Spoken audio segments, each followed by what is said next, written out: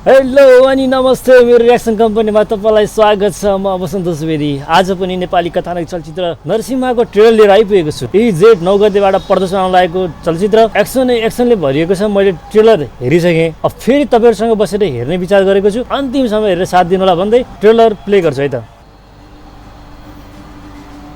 RJ पिक्चरको रहेछ है। आखिर कहिलेसम्म यो हत्या, हिंसा, बलात्कार अनि भ्रष्टाचार? खै कहाँ छ सरकार? कसले दिन्छ न्याय? त्यही न्याय दिने अनि मेरो देश बनाउने एउटा मानिस खोजिरहेछु।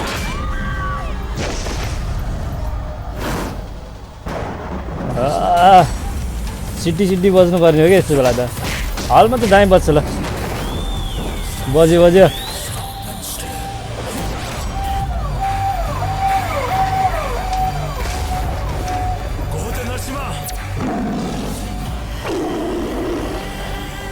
जब मान्छे बेसहारा हुन्छ नि, उसको एउटा मात्रै सहारा हुन्छ र त्यही सहाराको नाम हो नरसिंह।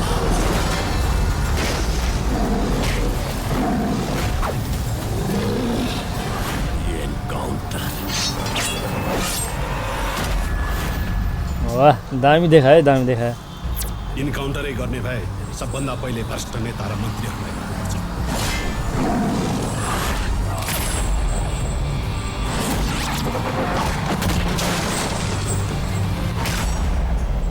कोही मान्छे ती धेरै खास हुन्छन् जसलाई सास र हुँदैसम्म बिर्सिन्छन्। कसरी सास पाउनु? तिमी भित्रै नै छौ मेरो संसार। I love you. सिसले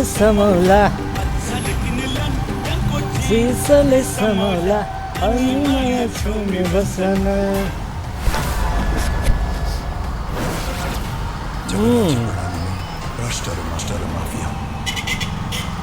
जिल्ला प्रहरी परिसर भद्रकाली काठमाडौँमा यहाँहरूलाई हार्दिक स्वागत गर्दछौँ। अर्थात् ओहो नि पुलिसहरूलाई नि कब्जामा लिएको गुन्डाहरूले हो कसो के हो यो बुझ्नै गाह्रो है। त्यसको शिकार साधारण सामान्य इमान्दार नागरिक हुन्छ।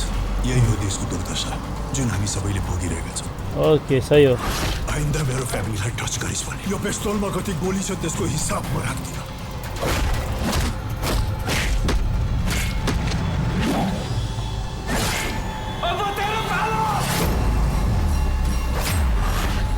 हातबाट पावर खुस्किनु भनेको शरीरबाट सास फुस्किनु जस्तै हो।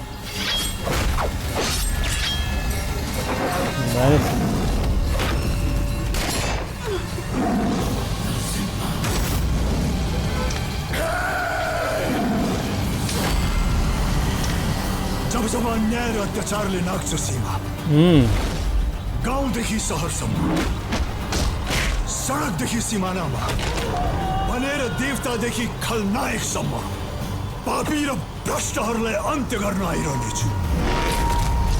महानायक युगसम्म नरसिंह अवतार जेठ 9।